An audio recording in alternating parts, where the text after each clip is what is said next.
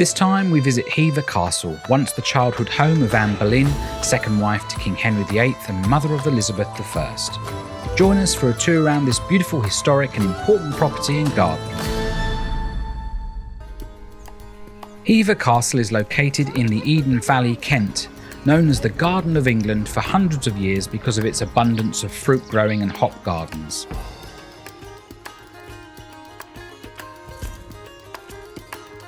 There are 2 entrances and parking areas at Hever, and you can get all the latest information about visiting along with booking at this website. If you watch to the end, we'll show you a lovely 15th century pub nearby you can visit after the tour for a drink and some lunch. We'll head straight to the castle before seeing more of the extensive surrounding ornate gardens and walks.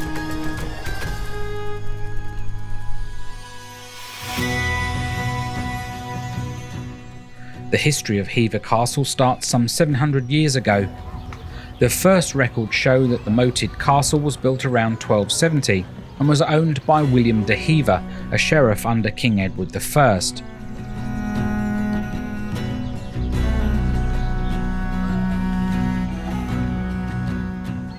It consisted of a gatehouse and walled bailey surrounded by the moat for defence. Inside contained a timber-built hall with some outbuildings for kitchens, stables and workshops.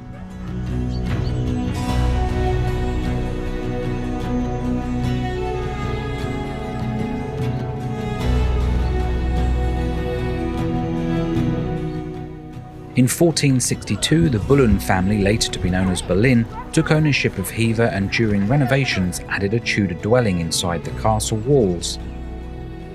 This is where the history of the castle becomes intriguing and complex. I'll try and give a brief summary of this period.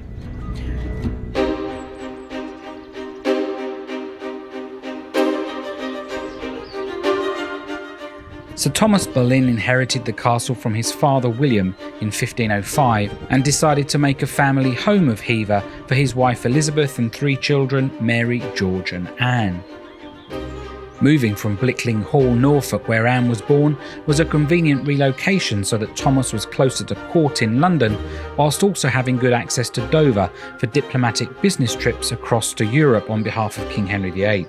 At the time of Anne's birth, the Boleyn family were one of the most respected in English aristocracy.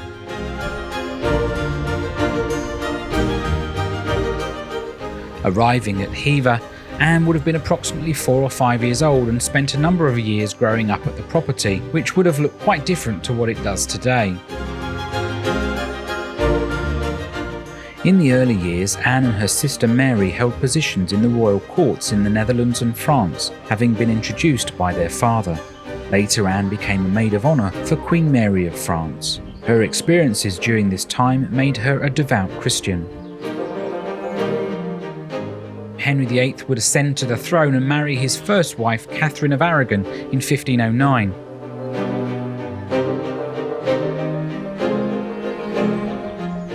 After 6 births and no male heir, Henry was growing tired of waiting around, and by 1525, Anne had become one of the ladies-in-waiting to Queen Catherine.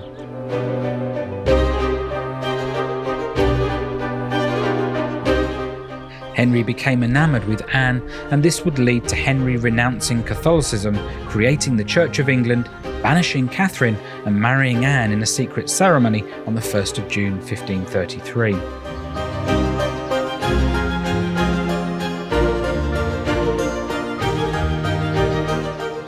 In September that year, Anne gave birth to Elizabeth, later to become Queen Elizabeth I.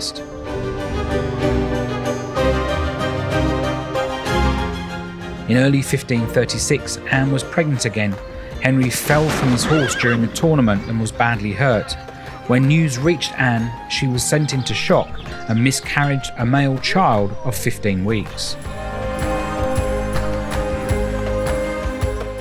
This started the downfall of Anne, as Henry was incensed by the miscarriage, and his wandering eye then snared Jane Seymour, a new mistress. By April, allegations of conspiracy and adultery caused 5 men, including Anne's brother George, to be arrested on treason and having sexual relations with the Queen. Anne herself was arrested on charges of adultery and incest. Although the evidence against them was unconvincing, the accused were found guilty and condemned to death. George Boleyn and the other men were executed on the 7th of May 1536, and at 8 AM on the 19th of May, Anne was executed at the Tower of London.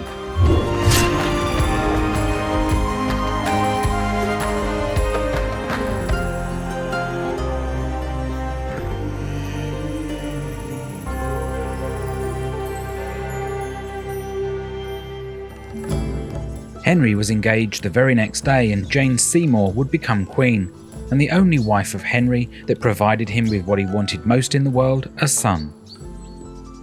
Of course, we know Henry went on to have more wives, and Hever Castle fell into his ownership for a period.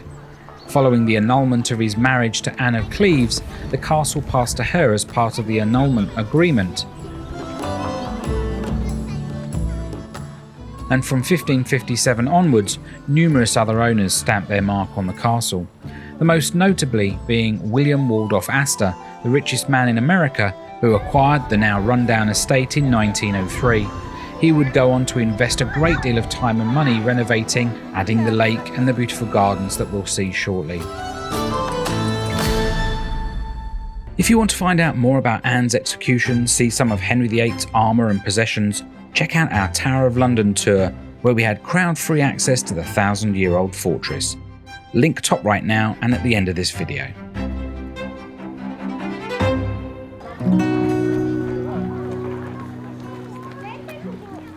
If you are looking for something to eat and drink or buy during your visit, then there's plenty of pop-up eateries and the Hever Garden shop to check out on site. Due to COVID, this is currently outdoors only, but shortly to allow indoor seating again. There is plenty of outdoor space, and you can of course bring a picnic and find a spot to enjoy your lunch.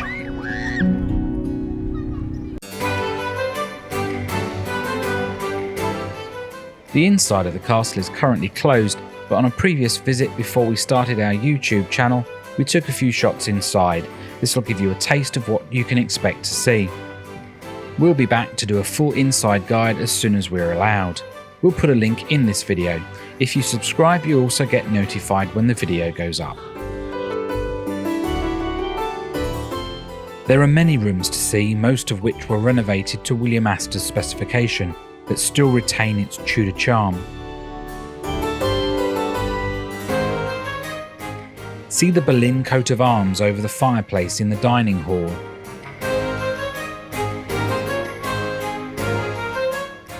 Explore the room believed to be where Henry VIII slept when visiting Hever, or just stand in awe at the wonderful craftsmanship of the castle. There's so much more to see than we can show you today.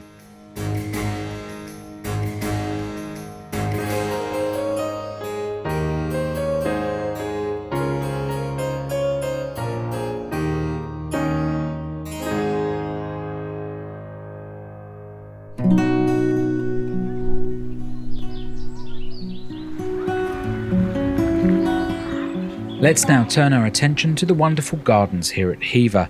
Laid out between 1904 to 1908 by Joseph Shiel and Son, over 1,000 men worked on 125 acres for 4 years to design and plant what we see today.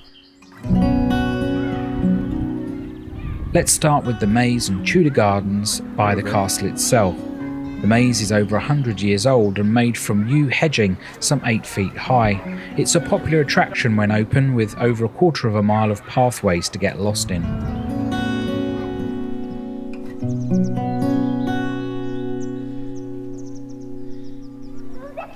A succession of owners, including Astor, added a number of buildings with a period feel around the castle, as you can see. These are used for weddings, events and accommodation if you wish to stay at Hever Castle.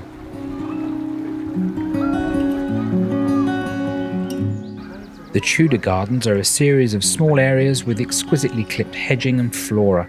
Whilst the castle had modest gardens in the Boleyn years, Astor laid them out as what might have been during that period. The chess garden is a personal favourite, like something out of Alice in Wonderland. In the centre is an early astrolabe, a form of astronomical device dating back to the reign of Queen Anne.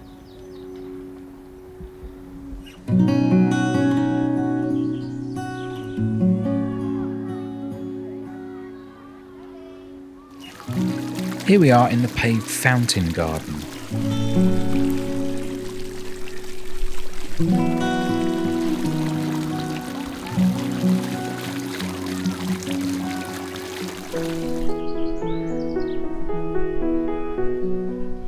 Moving on, we pass the edge of the lake. There are some nice walks in this area called the Lake Walk. Some attractions like the Water Maze, Millennium Fountain and Japanese Tea House were not accessible on our visit. This is where they also offer archery for those that fancy trying to hit the bullseye. We walked the path that hugs the outer wall of the Italian garden, which we'll see shortly.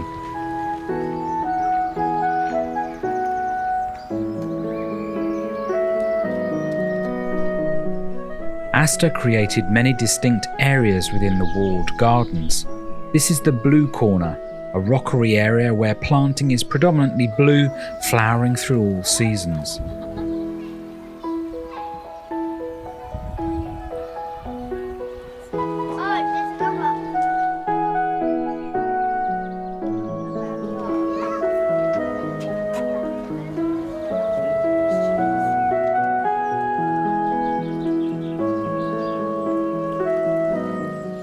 For a blast of bright green with mosses and ferns, we pass the Cascades. Over 100 metres long, you feel the cooling, calm effect of the bubbling waters as you pass through this area.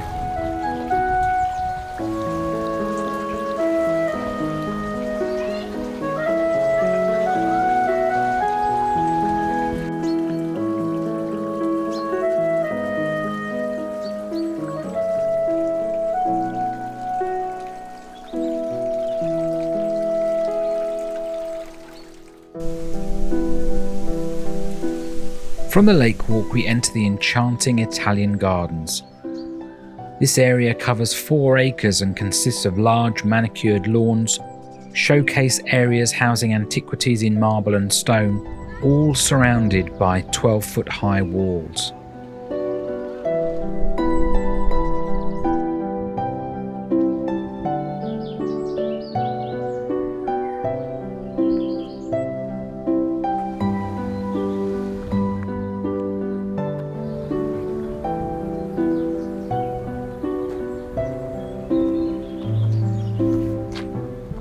Astor brought back many sculptures and statues from Italy in 1905. Some of them are over 2,000 years old.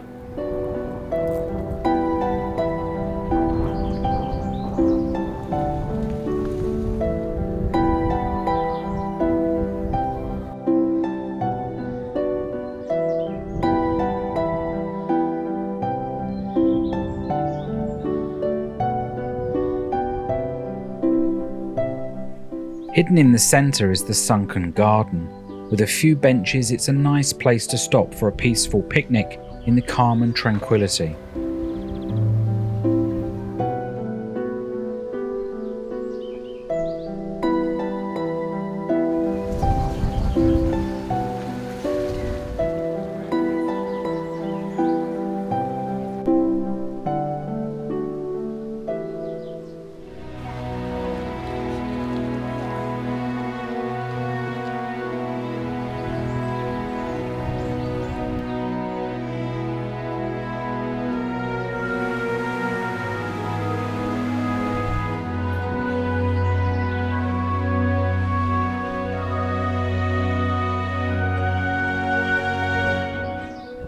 Overlooking the 38-acre lake, we arrive at the impressive Loggia and Nymph's fountain based on the Trevi fountain in Rome.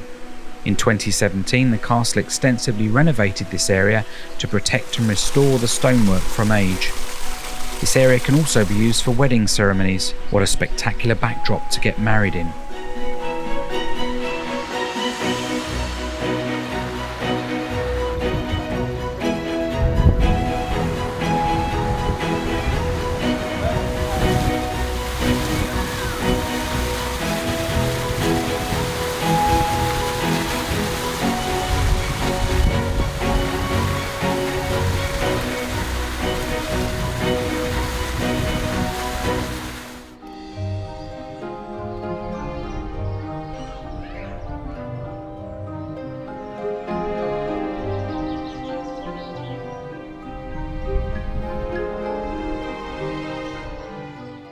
Walking along the terraces in the Italian garden, we are heading to the Rose Garden.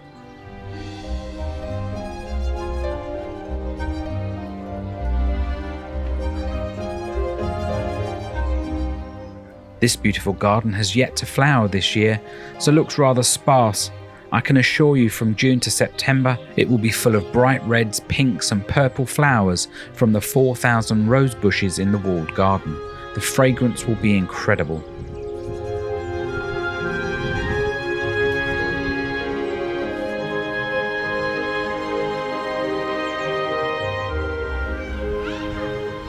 Starting near the Hever shop and passing the graves of some of Astor's faithful friends is the Sunday walk. This takes you to some of the quieter areas of the estate. Meandering paths full of streams, rhododendron, ferns and shrubs lead you uphill for views back over the estate.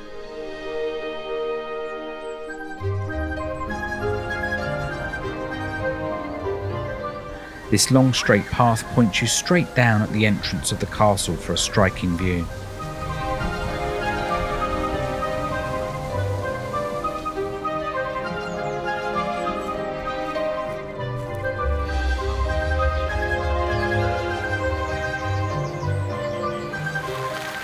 The fountain pool at the edge of the half-moon lawn leads us back to the castle. Today the castle is owned by Broadland Properties, chaired by John Guthrie. They purchased the castle and its entire collection from the Astor family in 1983. They continue to look after Hever Castle.